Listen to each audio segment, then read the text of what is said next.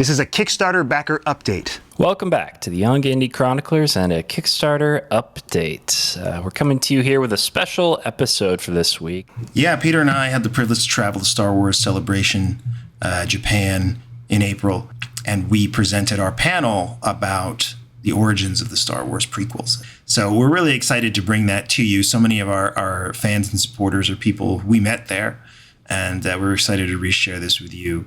Along with this update on our Kickstarter campaign. Yeah, the Kickstarter continues to go fantastically. I think for Dan and myself, we both constantly are surprised that we keep going higher and higher. Before this campaign even started, we were doubtful we might even break our minimum goal, and we've managed to more than double it. And we still have a solid 2.5 weeks left in the campaign. Guys, just thank you so much. I know we always say that every time, but just thank you. It truly, truly means so much to us. We also have a very special announcement for something we've been teasing and talking about, and now we've just got it confirmed, but we finally have a date set. It's on the calendar to get our interview with Ben Burtt.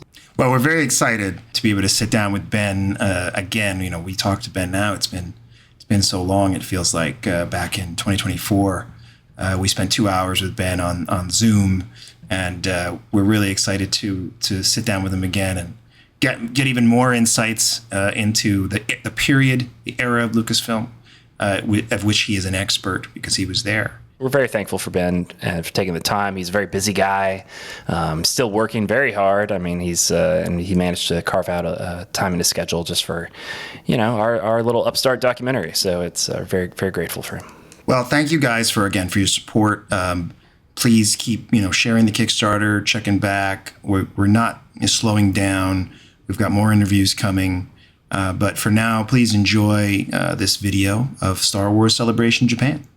We're the Young Indy Chroniclers Podcast, and we're producing a new feature-length documentary, George Lucas, The Lost Golden Age. Those 4 years in there was the happiest period for Lucasfilm. We're thrilled to report Rick McCallum has agreed to sit with us for an all-new exclusive interview just for this documentary. We're also in contact with other key figures from the period, including Ben Burtt, Jonathan Hales, and many others who played an enormous part in bringing this era to life. We built a Kickstarter campaign to support the film. Join us now on this adventure at Kickstarter.com. Welcome, everyone. Thank you so much for coming to our panel, Young Indy to Young Annie, how the Young Indiana Jones Chronicles paved the way for the Star Wars prequels. But before we get into that, here's a little bit about us. Hi, guys. Thank you all so much for coming. This crowd is incredible. My name is Peter Holmstrom. I'm a screenwriter and a nonfiction author. I have a book about the Star Trek franchise, which you can see up there, called The Center Seats, 55 Years of Trek, chronicling the history of that franchise. And you can buy it right now.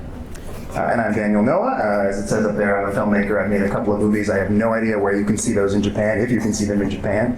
In the US, they're on Tubi. We love Tubi Views, so please check them out. And I also work in the marketing department at the Fox Network, which is an American television network. And I previously worked at Disney, tangentially touched some Star Wars stuff, which is not what this panel is about.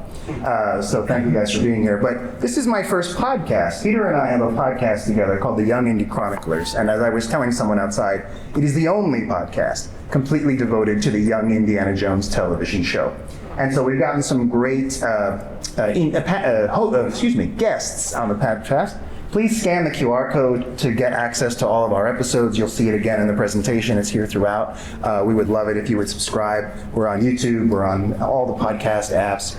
We recently were featured in some, I don't know again if it was international, but certainly in the American media, had this story where Rick McCallum shared a little bit about Star Wars Underworld, and that was on our podcast. So we just wanted to share the clip that is our most listened to clip on our YouTube channel. It's only about a minute long, and here you are. I think we had over 60 scripts, third draft scripts. Again, the most wonderful writers in the world on it. And again, we created exactly the same experience for everybody at the ranch. And again, just phenomenal group of talent. And these were dark. These were not, they were sexy, they were violent, they were just absolutely wonderful, complicated, challenging. I mean, it would have blown up the whole Star Wars universe, and Disney definitely would have never offered George to buy the. But no, they were, I mean, it's one of the great disappointments of our life. But the problem was, each episode was bigger than the films. So the lowest I could get it down to, with the technology that existed then, was about $40 million an episode. So there you guys. If you want to hear the rest of that interview, you can on all those links I mentioned. That clip was about an unproduced attempt to have a revolution from Lucasfilm, and we're here today to talk about the previous revolution that Lucasfilm achieved in the late 90s and what the origins were of that. If you were a movie-going audience in 1999, you were raised to expect a certain kind of movie, a movie that would have a certain kind of scope. No matter what the genre, the setting, the budget, no matter what the show promised in the trailers, a movie would exist within a certain framework. Worlds might be described, masses of cities discussed, battles glimpsed, sci-fi splendor hinted at, but rarely would you ever actually represent reality. In reality, battles have tens of thousands of people, cities have hundreds of thousands, millions of people. Sci-fi landscapes exist at the brim of imagination. But with cinema, it was limited by what they could show. That's not to knock the work of the past, but it's not because the filmmakers lacked imagination, but the technology and the budgets just weren't there for it. Even the big budget spectacles like Braveheart and Lawrence of Arabia could only, at best, showcase hundreds of costume extras. Moviegoers have been trained to see certain representations of events. Battles said to encompass hundreds of thousands were only shown to have hundreds. Cities with millions of people in them could only showcase small areas and limited population. That all changed in 1998 when moviegoing audiences saw for the first trailer for the new Star Wars film, The Phantom Menace.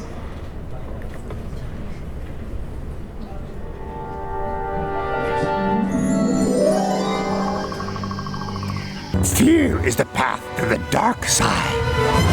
Fear leads to anger. Anger leads to hate. Hate leads to suffering.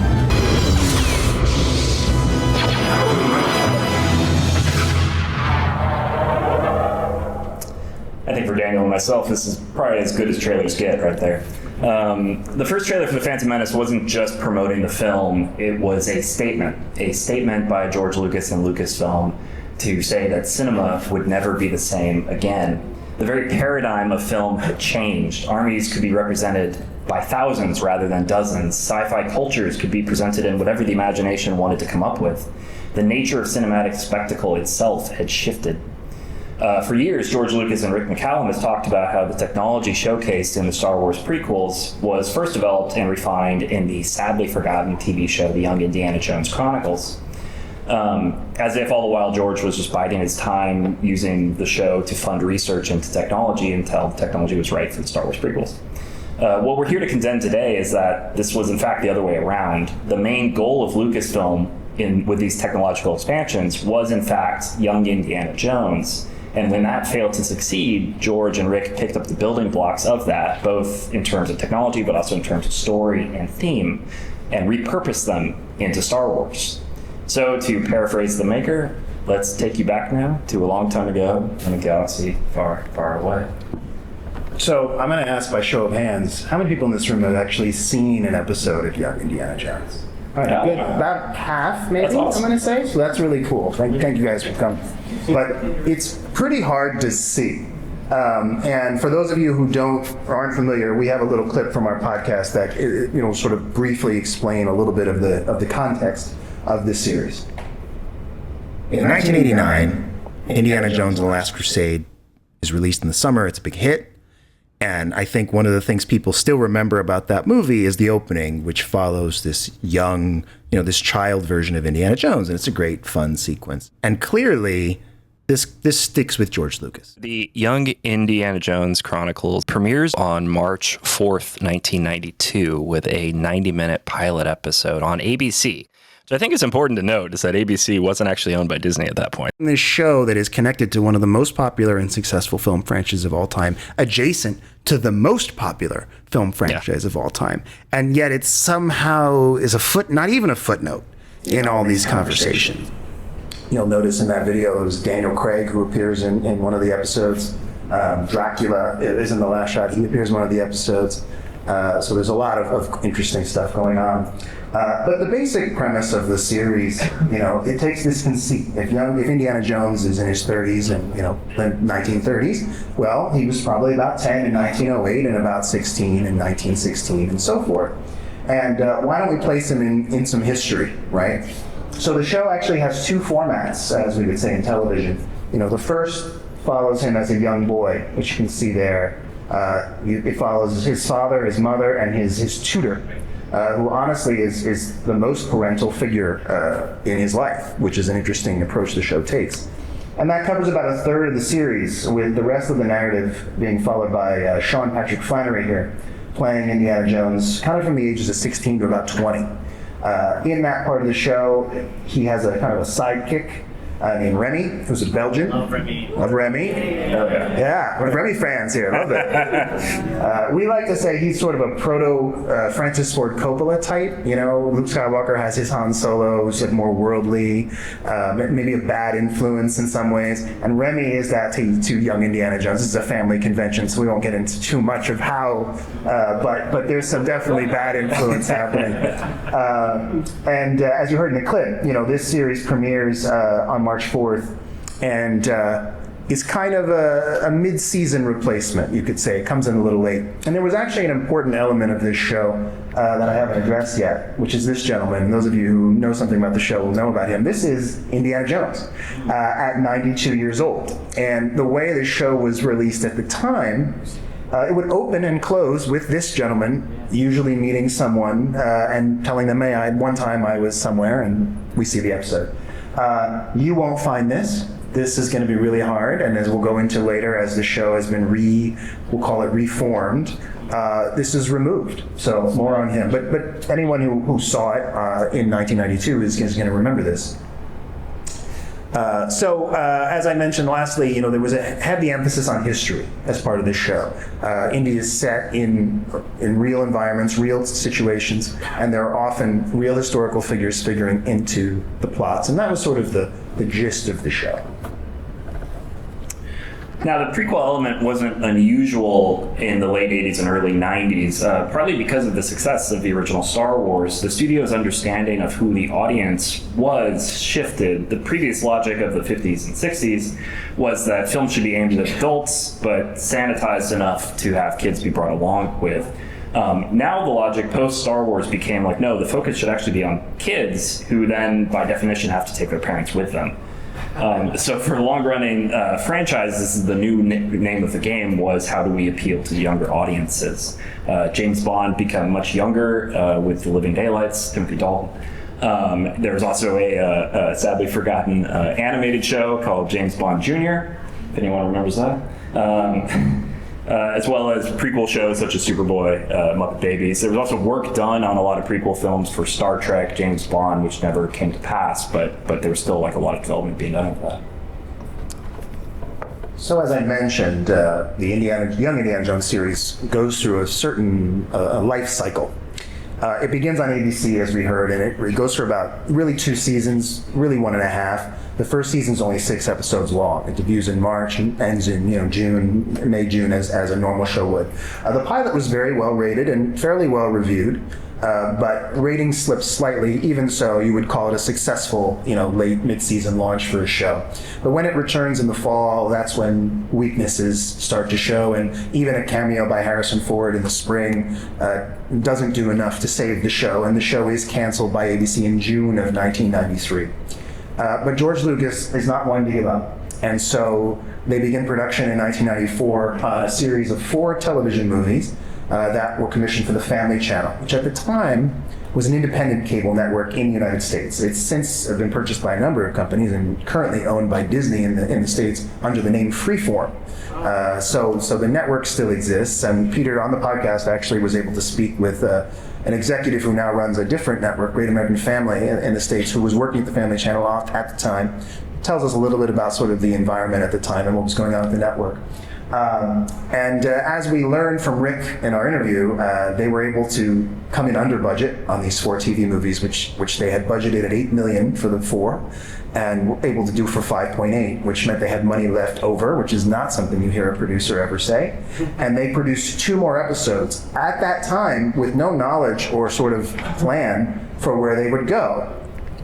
And so the next phase of the show's life comes in 1999, following the release of The Phantom Menace, when the Indiana Jones franchise is repackaged on VHS globally. And the trilogy is packaged usually with an episode of Young Indy attached to it. That the episode itself varies by region and country, so depending on where you're from, you may think it's a different one. But 12 of the now 22 films, because they've been re-edited and recombined, we'll talk a little bit about that in a minute, but 12 of them are released, and including at least one of those 2 episodes that were shot with nowhere to go. And we actually have a trailer here for that release. Paramount and Lucasfilm take you back to where the Indiana Jones legend began. From master storyteller George Lucas comes the adventures of Young Indiana Jones. 12 new-to-video features. Filmed in more than 100 cities and 25 countries around the globe. All the action, all the intrigue, all the exciting exploits of the young man who not only witnessed history, he made it. The Adventures of Young Indiana Jones. 12 collectible all-new-to-video films. Available now wherever your favorite videos are sold. And look for more adventures in the new millennium. They're the adventures that made the man, and the man who became the legend. Unfortunately, just like the TV release before it, the VHS release is not particularly successful. So the remaining 10 films are not released. And another period of the show sort of being unavailable begins. As I mentioned, he's removed from all the episodes. And new footage in some cases is either shot, or other footage that was shot during production is repurposed. We've seen episodes where there's whole introductory sequences that were clearly shot when the episode was shot. There's no way you could go back and recreate it, but they were cut from the TV broadcast. So it's a creative thing. One of the big changes that some would see as positive is greater inclusion of Indy's mother into some of the episodes that, as of the sort of where we are on the timeline, haven't even been released yet. The final word on Young Indiana Jones came in 2007, 2008 with the release of the complete series on DVD. This was around the time of the Kingdom of Crystal Skull release, and George Lucas was actually able to leverage the release of the original Indiana Jones trilogy on DVD with Paramount to secure the release of Young Indiana Jones. The 3-volume set fully realized George's vision. He, again, really was focused on education and linking Indy with real-life historical figures. So this DVD set also includes 94 documentaries that were produced by Lucasfilm, all about that delved into the real-life history of the historical figures and events. Not something that he needed to do. Most DVD sets would have behind-the-scenes content or audio commentaries or whatever. Instead, he says, like, no, we're going to talk about the real-life history here, and a full documentary division was formed at Lucasfilm just to produce those documentaries. And Lucasfilm loves us to say this, thanks to their hard work, and I mean that seriously. All these documentaries are now available. For a long time, if you didn't have the DVDs, you couldn't access them, but on YouTube for free. By May 15th, they will all be released, all 94. They've been putting them up maybe a couple a week for maybe a year now. It's been a while. We actually had the producer on the show of the documentaries, and he told us this might be happening, which was a shock to us, like we hadn't heard anything about this. And they're really excellent, and if you're interested in history and the period, please go check them out. Again, they're free, so they can be used, and it's great. Yeah. So part of the approach to doing this series was an attempt to create a more realistic view of the stories in the period than were done in the films. So what you're looking at here are, this is Sri Lanka standing in for India, and this is actually Spain standing in for the Middle East in Indiana Jones Temple of Doom and Indiana Jones Last Crusade. Another notable one is, when they do Cairo and Raiders of the Lost Ark, they do not go to Cairo. This is producer Robert Watts talked about this, that they shot in Tunisia, very close to where they filmed Star Wars.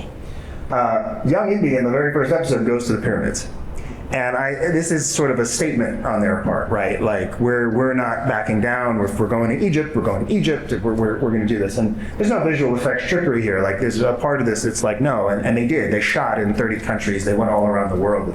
Rick McCallum likes to say one of the longest sustained location shoots in history.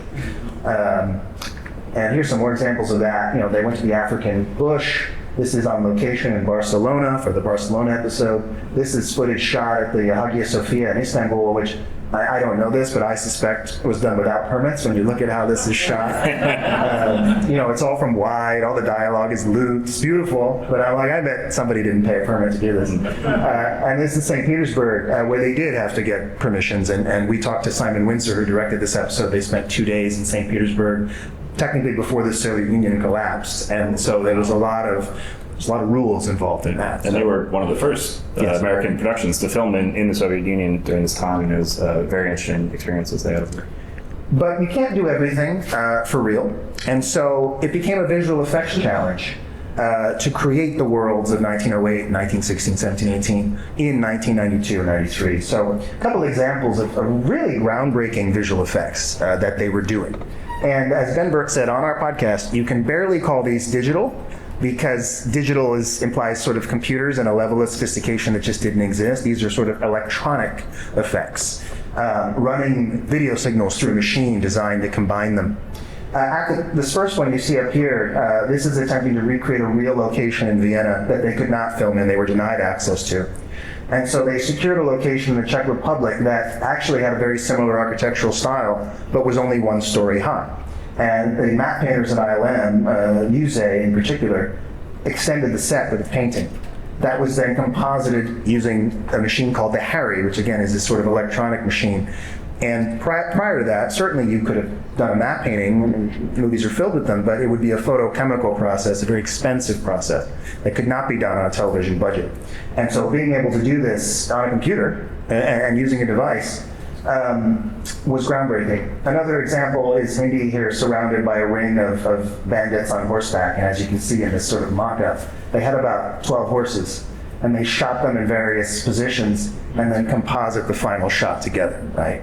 And this was just not something that was being done. Another simple example here is, they had a boat. This is real. This is a painting, right? And when it loops, you'll see the boat crosses it, which is not something you can do with traditional matte painting. It'd be a very expensive optical shot, and they were able to do it using these electronic tools to make this sort of seamless by their standards. If that was bigger, you could kind of see that it's a painting. The smoke's not moving, but it's still very effective. Here's a shot from the St. Petersburg episode where they've replicated this crowd. It's a sort of a revolutionary march, and they quadrupled the number of people. Similar effect is done here, where they probably have enough people to fill one of these groups, and they create this military staging area with actors moving and people here. And we talked to Gavin Bocquet, the production designer of the Prequels, who told us they would use sophisticated grids to know where all these people were supposed to stand and shoot them in sequence. And here's a sophisticated map work with miniature work and actors sort of in the periphery. This is all shot on a backlot in North Carolina, doubling for New York City of 1920. Lastly here, Chicago. This is one of the most sort of difficult shots they get on the show, which is this funeral procession, where maybe only this portion here is sort of on-set photography, and everything else is extended, duplicated. There's a moving train up here. You'll see it, we'll loop in a minute. And then here's a stunt shot that Ben Burtt shot as second unit director. And Flannery is doing this stunt himself. In the top part, he's landing on stunt pads, which are cropped out, and then they do another shot where he just kind of hits the truck. And there's a slight fade line right about there. If you were to look closely, you could see it. But no one had ever done this using tools like this to allow a main actor, to do a stunt that would otherwise be too dangerous for a main actor to do. In the traditional world, you'd use a stunt double.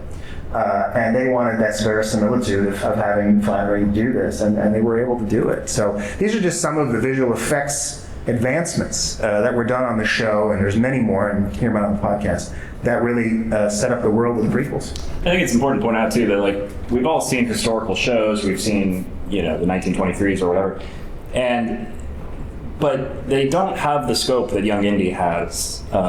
George, I think from the very beginning, wanted to highlight the fact that the history had scope. It had people in it, and he wanted to replicate that onto the screen. He could have done it more traditionally, Bonanza comes to mind or whatever. You have a small little town and Indy's in it and he gets into hijinks or whatever. But instead, every single episode, it was at a new location. It had grandeur such as this. Started with the pyramids, ended with recreations of Chicago and these other things. And the scope of the show is just so large. And that was the goal from the very beginning. And he challenged the crew to say, how do we accomplish that on a TV budget from week to week? And that crew, a lot of the crew that they found on Young Indy ended up sticking with the production all the way through the Star Wars prequels as well. Rick McCallum obviously was producer, but he started off on Young Indiana Jones and kept working at Lucasfilm up through basically the sale of the company just before that. But he was also hired to bring on a new team to tackle the Young Indiana Jones show. Gavin Bocquet was a production designer, instrumental in the Star Wars prequels as well as in Young Indiana Jones. David Tattersall, cinematographer, shot the Star Wars prequels. He also shot a lot of Young Indiana Jones. Nick Gillard, famously, Phantom Menace, lightsaber battle. He worked on Young Indy. Trisha Biggar, who deserves so many Academy Awards that she never got for the Star Wars prequels. She got her start on Young Indiana Jones. Matthew Wood, of course, General Grievous, quite a legend at Lucasfilm today. He got an early start on Young Indy. Paul Martin Smith, editor. Jonathan Hales, a writer who wrote on Attack of the Clones. He got a start on Young Indiana Jones. And then, of course, Ben Burtt. Ben Burtt is obviously a legend at Lucasfilm, did so much work there. But for Young Indiana Jones, this was really his time to play. He's known for being a sound guy, but he also does so many other things. He edited the Star Wars prequels, but on Young Indy, he was able to direct, he was able to edit, he was able to be second unit director. I mean, he still did a lot of sound work, but it was really his time just to play around and do whatever his heart desired. While all this was going on with Indiana Jones, Star Wars was rediscovering its life. In 1991, the first fiction book in nearly a decade was released. Lucasfilm's feeling prior to this was that the Star Wars brand was kind of dead.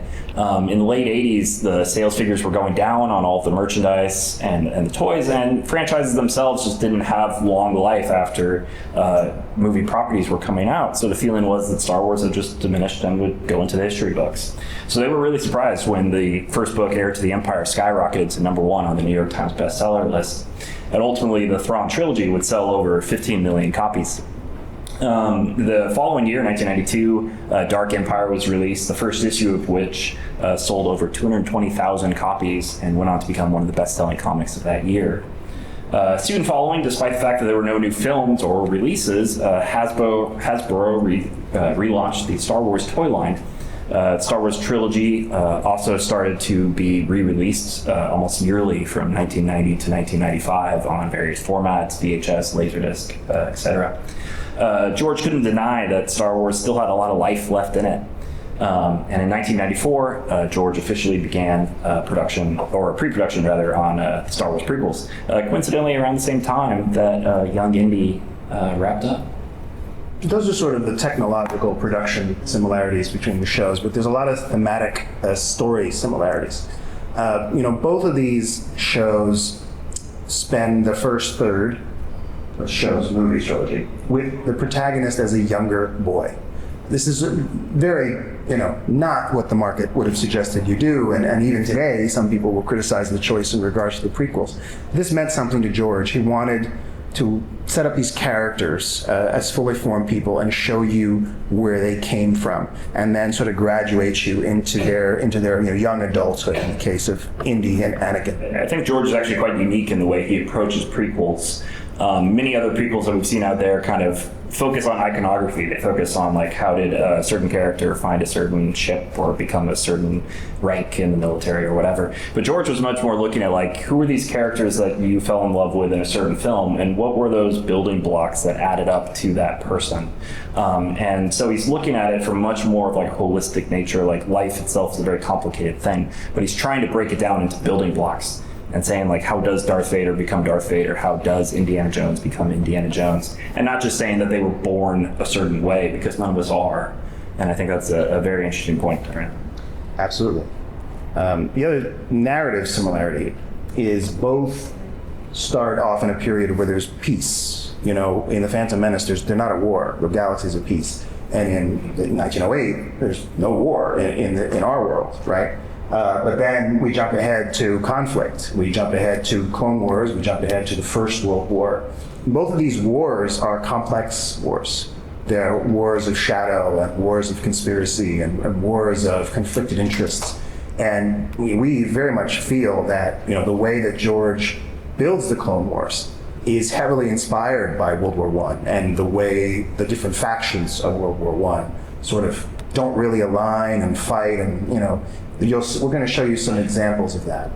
Yeah, I think what a thesis we've kind of come to while doing this podcast is that George found himself with the sci-fi author's dilemma, where he wanted to tell a certain kind of story, and he played it pretty much straight. He did a dramatic version of it with Young Indiana Jones, and the audience just didn't really connect with it. So he then repurposed a lot of these things and applied them to a more palatable setting of Star Wars, and it was able to go down a lot easier with the audience. So we're going to show you a series of clips, comparison clips between Young Indiana Jones and Star Wars. And I think you'll see some of the similarities. You want to set this one up? Yeah, absolutely. This first clip here we have from the very first episode of Young Indiana Jones. And George had a theme he liked to hit with, especially the toddler Indy, played by Corey Carrier, that learning the language of each culture was very important. And we can talk more about it. We'll play the clip, and then we can talk more about it. I want to know what it is you're reading. It's a book about Napoleon. She says I have to read it. They are wise people, you see. They prize knowledge above all things. Assalamu alaikum, ya boy. Wa alaikum assalam wa rahmatullahi wa barakatuh. Yashgar inta yashgar. Henry, wherever you go, and whatever countries you visit, learn the language. It's the key that unlocks everything, the most important thing of all. The Trade Federation has destroyed all that we have worked so hard to build. If we do not act quickly, all will be lost forever. I ask you to help us. No, I beg you to help us. We are your humble servants. Our fate is in your hands.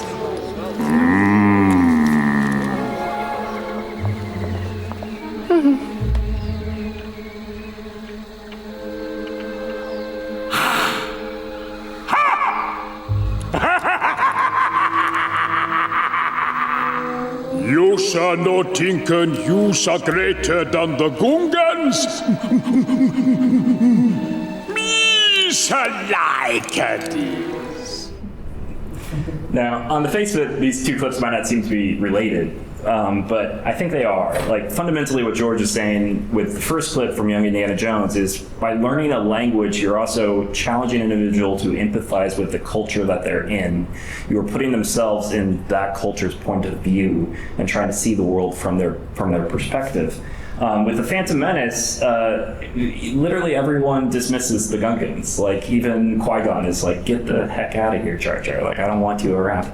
But then over the course of the film, they realize that through empathizing with them, through humbling themselves before the Gungans, then they can actually work together to a common end, and that they can be a unified whole and have their own form of peace. It's never clear why the Gungans and the Naboo hate each other. It doesn't get into that because George doesn't really care about that. He thinks it's human nature for people to have conflict, but by empathizing and connecting with other cultures, that's the key to having peace. This next clip is one of my favorites because you're gonna hear a very famous line from Revenge of the Sith that you're gonna recognize.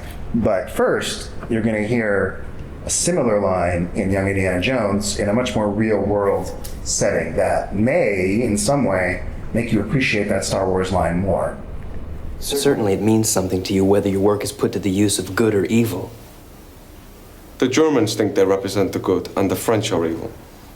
I'm a scientist, not a philosopher. Anakin, Chancellor Palpatine is evil! From my point of view, the Jedi are evil!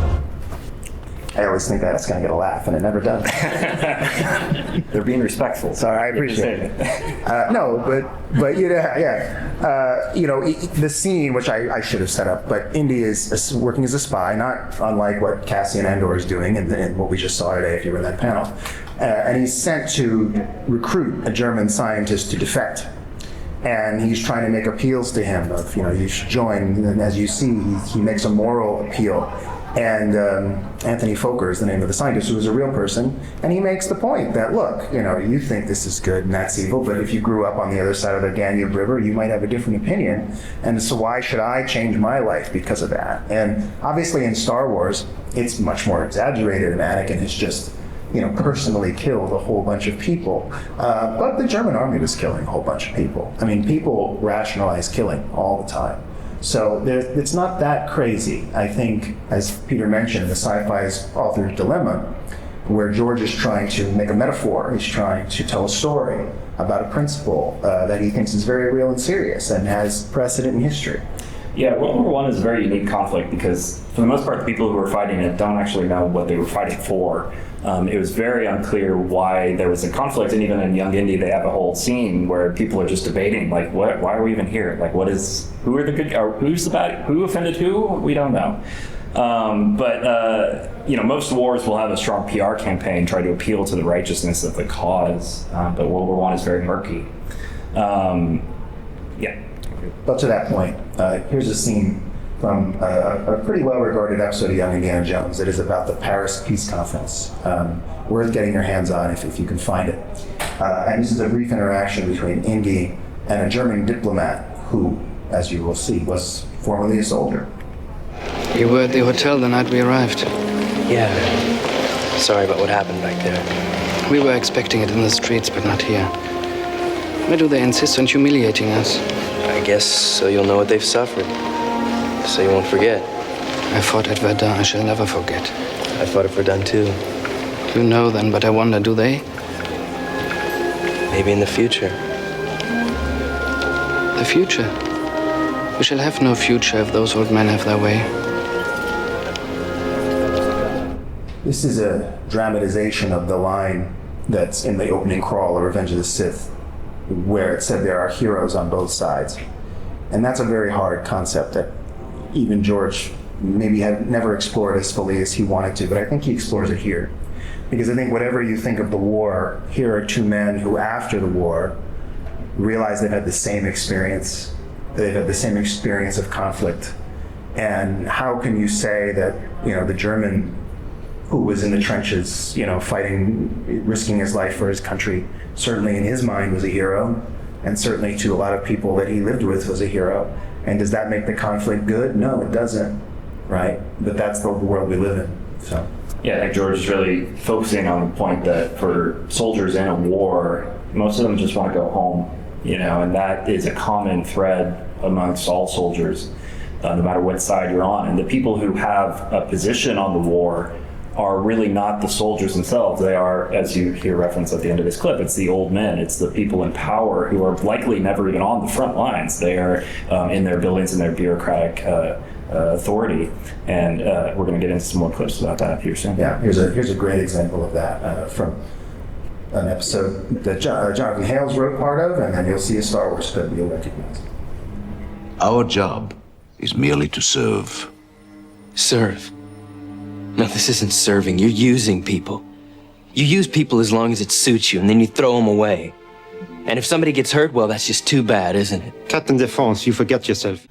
Anakin, I'm appointing you to be my personal representative on the Jedi Council. Me? A master? I'm overwhelmed, sir. But the council elects its own members. They'll never accept this. I think they will. They need you. More than you know. So both Indy and Anakin are being used by political, bureaucratic forces that are quite aware of what they're doing. Yeah, I mean, Lucas was very interested in representing the rise of fascism in Star Wars prequels. That's been talked about a lot. But I think with Young Indiana Jones, he's specifically talking about how governments in war, no matter what, they completely in their own way, have their own mini rise of fascism, even if the governments revert back to old ways after the fact. Governments in wars themselves become rather fascist states because they are disregarding the values of the individuals in favor of whatever is good for the government itself. And in prequels, you see the good of government is represented as Palpatine, but in Young Indy, it's much more individual people in power. And we heard a very cool quote the other day from Dave Filoni, how he talks about how like the Star Wars prequels and the Clone Wars, the clones start as nameless people, and they are given individuality, and then the Empire, the stormtroopers start as individuals, and then they become nameless numbers. And I thought that was really interesting. Here's another clip. It's just not fair. It's not about fairness. It's about power and greed. Well, then why did we fight in the war? Why did so many people die? Are you saying that it was all for nothing? No. No war is for nothing. But when it's over, it turns out to be something quite different from what was believed at the start. And the result is never intended to be what it is. Really felt that exchange, again, from the Paris Peace Conference episode was a great summary of what you saw in the prequels and what the Clone Wars were. And so we kind of cut it that way. Yeah, the clones, it's a very purposeful choice to make the Army of the Republic be clones because they are nameless, faceless individuals in Attack of the Clones especially. And World War I was a conflict where soldiers were being ordered to just run into machine gun fire, just to say like, hey, 90% of you are going to die in this charge. And the generals who are ordering that aren't viewing the soldiers as individual people in those moments. They're viewing them as people to die, nameless individuals. Didn't you hear me just now? Yes, sir, I heard. And also heard what you said about presidents, about how they come and go. And it reminded me of an old man I met in Mexico once who said pretty much the same thing. Oh, he did? He was a peasant. Most likely he's dead now. I don't even know his name. But I'll never forget what he told me. It's maybe the reason I'm here now. He said the men in power change, but the people go on suffering. Look, Jones. Sir, I really think the Vietnamese ought to be heard. He was deceived by a lie. We all were. It appears that the Chancellor is behind everything, including the war. Palpatine is the Sith Lord we've been looking for. After the death of Count Dooku, Anakin became his new apprentice. This theme that you hear a lot in the prequels, and we have another clip about it, is the suspicion of government power and government leaders. And, you know, in the case of the first clip, in which Indy is recounting a scene from an earlier episode, it's a really cool piece of continuity if you're watching the show in order. They're in the Mexican Revolution, and they think they've come to the town to liberate the people. And the old man is basically like, you're going to liberate me, and then you're going to be my new boss. And this is something that George is trying to tell you, frankly. Yeah, that in war, that so often the people are the ones that suffer while the one percenters flourish. And Young Indy has those one percenters front and center, while in the Star Wars prequels, you have a one person who benefits, and he's distilling it all down into a single individual who's behind everything. This theme is continued in this clip. You'll recognize Christopher Lee, Count Dooku. He's in the show. He's a great character. And in this episode, again, Indy is sent to try to negotiate a peace with Austria to separate them from Germany and end the war. And Christopher Lee plays an Austrian government bureaucrat who maybe doesn't share Indy's point of view. Millions of people are dying, Chernin, and all you're concerned about is covering your own flank. Young man, I'm less concerned with covering my flank than covering the Emperor's. And don't forget, she's a politician and they're not to be trusted. She's not like the others in the Senate, Master. It is my experience that senators focus only on pleasing those who fund their campaigns. And they're in no means scared of forgetting the niceties of democracy in order to get those funds. Not another lecture. At least not on the economics, politics. Until I cut this clip, I actually didn't realize that Obi-Wan said they forget the niceties of democracy to get those funds. He's accusing all politicians of taking bribes, which I thought was funny, but definitely speaks to what George is kind of saying about politicians. Yeah.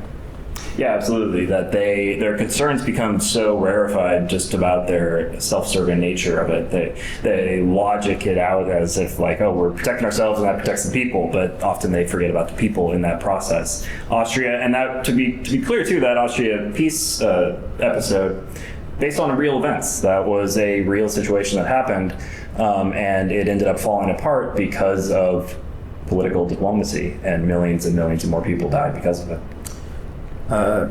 This clip is going to show you a theme that has been explored, I would say, in Star Wars even recently. The idea of the role of business in war, and I think it's a very important clip. I thought we were waging war for peace, for freedom. But there are men in England, Corporal de France, who have motivations that are entirely different. What? Money. The industrialists, the makers of arms, have every desire to keep this blasted thing going. Well, that's a bit strong. Is it? I think you can kiss your trade franchise goodbye. I always thought it was very interesting how the separatists in the prequels were made up of the Trade Federation, the banking clan, like the people of business. Even though in real life, what it is in war is that governments are waging war, but often businesses are the ones that profit. You know, it's the cliche that the economies always go up when someone's at war. George is narrativizing that in the Star Wars prequels by saying, like, well, we'll just cut out the middleman and just say, like, the separatists are the people who are profiting off of war, and then ultimately saying that Palpatine is behind both people, orchestrating this conflict in order to profit himself solely. This last clip here is a very special clip. You're going to see a scene from the episode that's called The Gonga, the Giver and Taker of Life, which is set right in the middle of the Young Indiana Jones show and really represents the overall theme, I think, of what the series is trying to do. Indy has met Albert Schweitzer, who's a real historical figure, and Albert Schweitzer explains to Indy his philosophy, which, as you'll see, is mirrored in Star Wars, and I like to think from that represents some of George's philosophy. The thinking man looks into his heart and he recognizes this truth. I'm life which wills to live, in the midst of life which wills to live. Look around you, soldier. Life is everywhere. It creeps, it flies, it writes symphonies, it builds cathedrals, but most of all, it wills to live and go on living. The thinking man gives every life the same reverence that he gives his own. But sometimes taking life is inevitable. To eat, I have to hunt. To survive a leopard's attack, I have to shoot it. If you want guidelines, you've come to the wrong place. Reverence is a state of mind, not a set of rules. All it requires is everything be done in deep awareness. Good is whatever promotes life. Evil is whatever destroys it. From there, you make your own decisions. A droid army is about to attack the Naboo. We must warn them. We sound no like the Naboo. Naboo think they so smarty. They think their brains so big. Once those droids take control of the surface, they will take control of you. Me shall not think so. They not know of ocean. You and the Naboo form a symbiont circle. What happens to one of you will affect the other. You must understand this. We should no care about the Naboo. Qui-Gon, sir, I don't want to be a problem. You won't be, Annie. I'm not allowed to train you, so I want you to watch me and be mindful. Always remember, your focus determines your reality. Stay close to me, and you'll be safe. Master, sir, I heard Yoda talking about midichlorians. I've been wondering, what are midichlorians? Midichlorians are a microscopic life form that resides within all living cells. They live inside me. Inside your cells, yes. And we are symbionts with them. Symbionts? Life forms living together for mutual advantage. No, I think the key here is this idea of the interconnectivity of life. That all life forms on this planet, certainly in Star Wars and the galaxy, right, rely on each other, and we can't disregard the others, even if we don't understand them. That we have to be aware of things in the world that we don't understand, we may not understand, we don't have to understand. But that we have to allow for, that we have to live with, that we have to seek the peace of and the provision of.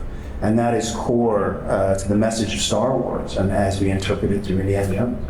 Yeah, I mean, for George, it's about empathy, and it's about like the value of the other individuals that are out there. I think it's very telling that, like, in Star Wars, he narrativizes it with the Force, with midichlorians, and he's not saying there that, like, oh, anyone with midichlorians can go off and become a Jedi. What he's saying is that, like, each life form in the galaxy has equal value. Like, they are all just as valuable as anyone else.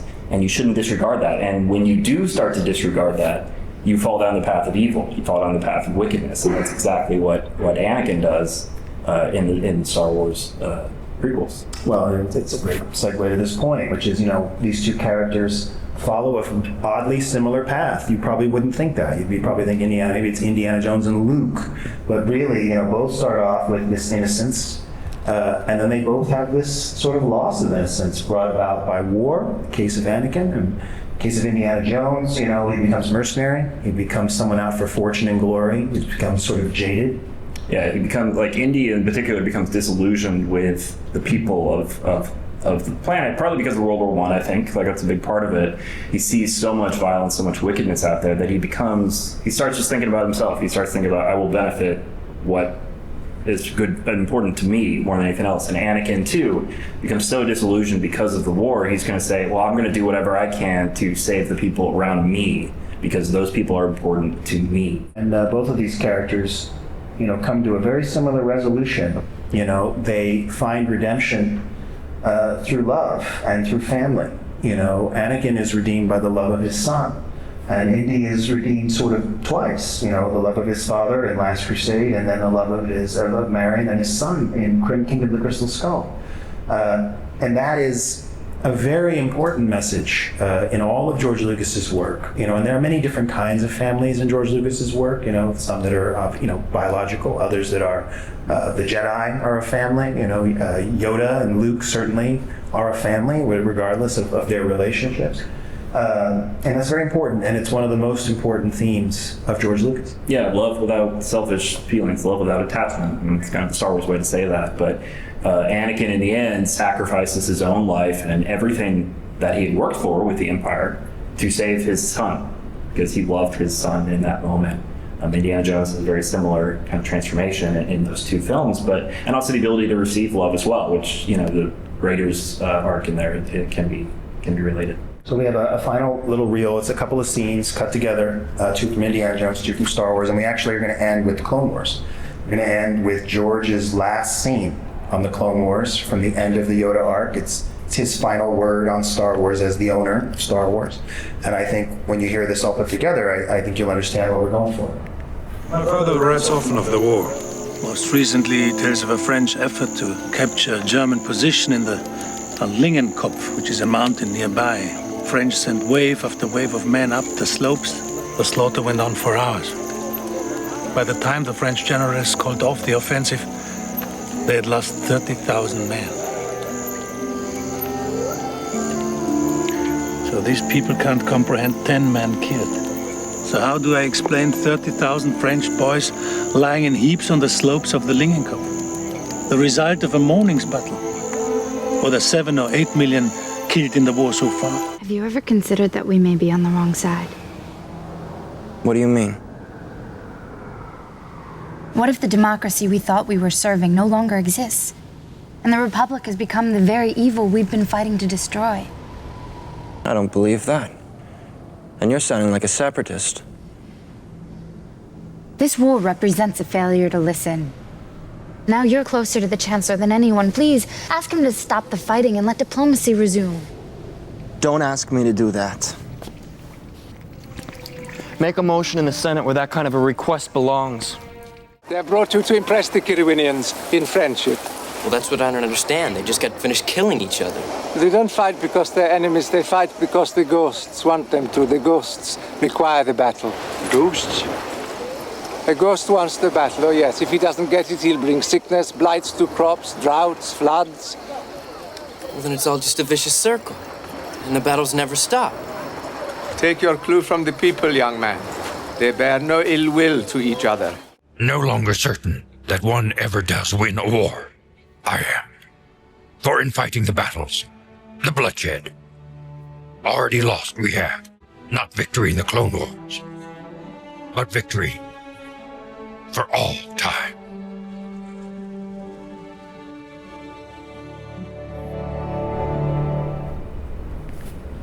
Thank you. Thank you, guys. Thank you. Please scan the QR code and get the podcast. We do have 5 minutes if anybody has questions. Or if you just want to talk, Young Indy, we're here for it. And if not, we want to get a picture with all the Indiana Jones cosplayers. Absolutely. We are the Young Indy Chroniclers, the hosts of the only podcast exclusively covering George Lucas's forgotten masterpiece, the Young Indiana Jones television show. We're now bringing this experience to an all-new documentary, George Lucas, The Lost Golden Age. The untold story of how he laid the path to his own creative freedom. Those 4 years in there was the happiest period for Lucasfilm. So he appeared on the set as the second unit cameraman with his arm in a sling. I mean, it's typical of George. He does not give up. George Lucas coming at it from a completely unique angle, and he was going to do this Lawrence of Arabia scale epic on a 16mm budget.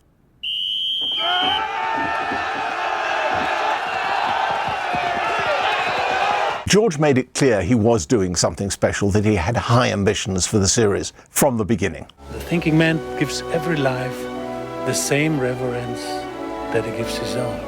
He didn't need to be doing television. I mean, he had two of the world's great movie franchises at his fingertips. This period saw Lucas primarily focus on 3 equally challenging projects: the Young Indiana Jones television show, the film Radioland Murders, and the Star Wars special editions. This was a test bed and a proving ground for some of the earliest digital filmmaking technologies that are now being used, from the smallest YouTube creators to the biggest studio multi-billion-dollar productions.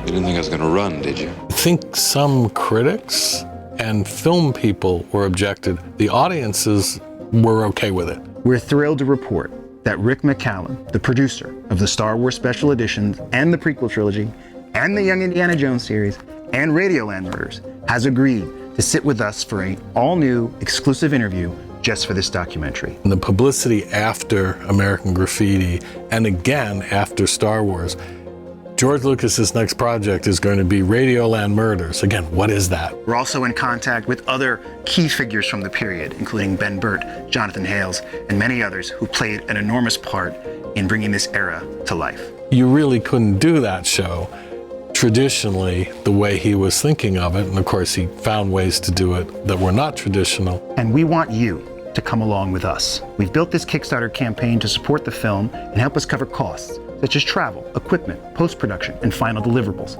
While we do believe there is a version of this documentary we can produce at our lowest funding goal, there are many things we would like to do for this film that would require higher funding.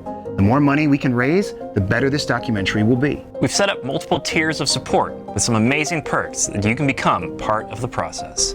Whether it's a $5 thank you tier, or if you want to cement your name in film history right next to George Lucas, there's something for you. You can't do anything by yourself. You have to have people you can do it with. We hope you will both support us financially and also share the word about this campaign to everyone who wants to know the true story of George Lucas, The Lost Golden Age.